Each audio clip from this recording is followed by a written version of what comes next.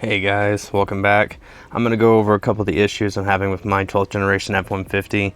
There's a lot of popping, squeaking, and grinding in the front end, including the CV axle. And before anybody says anything, yes, I know I'm playing with it right here. It's a lot of fun. It can do donuts. It's an EcoBoost, but it also is a work truck and it hauls, cattle, hay, firewood, whatever have you.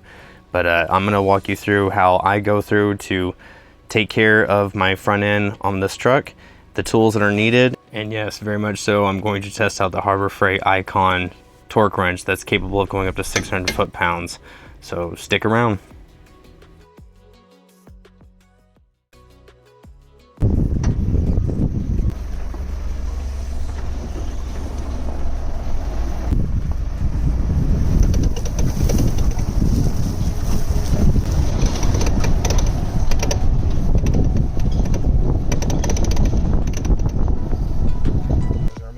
When you go to do any operations in your vehicle, you're going to want to measure the distance from your fender to the top of your tire, and the fender to the ground. Record those measurements. You'll need them later just so you can get close. So we're 39 inches for that first one, and we're 9 inches. So 30, 9, and 9. This bad boy from Harbor Freight is just, it's insane. It is as crazy as the case that it comes in. It is seriously huge, it's heavy, and it's remarkable to work with.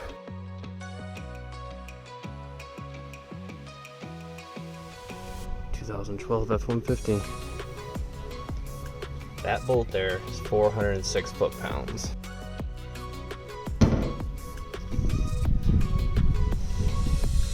Shock absorber to lower control arm nuts, 2009 and later, 406 foot. That we get this bad boy from Icon Harbor Freight. Oh yeah, it's ridiculous. Listen for the click. Oh, damn. It's Icon. Okay, driver's side CV axle. If you can see the seal. Watch that lip of the seal. That is not supposed to turn like that, so it explains why it's all been leaking and stuff. So it helps to put a rag in there to keep debris from getting inside of it. We're going to do is scrape all that clean, so when we're hammering on it later with the clean one, none of that debris falls in or gets in our way. So we're going to clean this up real quick.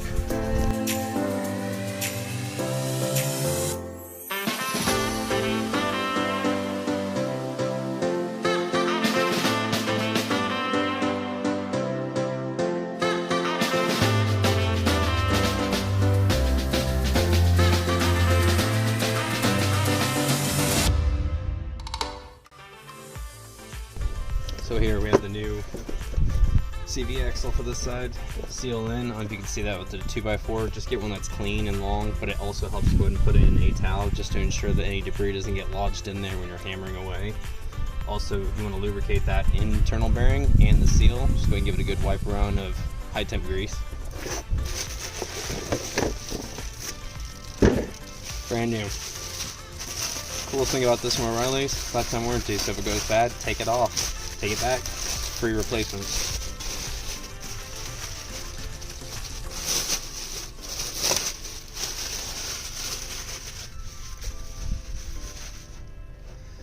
So, best way to describe this is this Sooo clip. When you go to hammer this in, it's just going to squeeze down and you'll feel it click in. But you want to lubricate this before you put it in. Also turn the Sooo clip around, make sure it gets lubricant behind it, like rotate it. And it's all over there, so that should be good to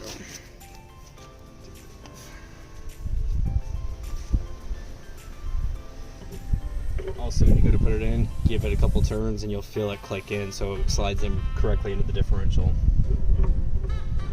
There we go. It feels good. Now it's not turning, so we know that it's in the splines. Now we're going to do a hammer motion. There we go. Installed. Good to go. We can set it aside and deal with the rest of everything. Then it's the next section. I just wanted to show it in kind of a speed motion so you guys can see what the assembly looks like. If you want to click on one of these videos at the top right, you can actually see what the torque specs are. It's a little bit slower going, but it'll walk you through it step by step on how to deal with this in your truck, because the upper control arm has torque specs to the steering knuckle, to the frame, lower ball joint to steering knuckle, all of that. But I do have that listed in the other video, so go and check it out.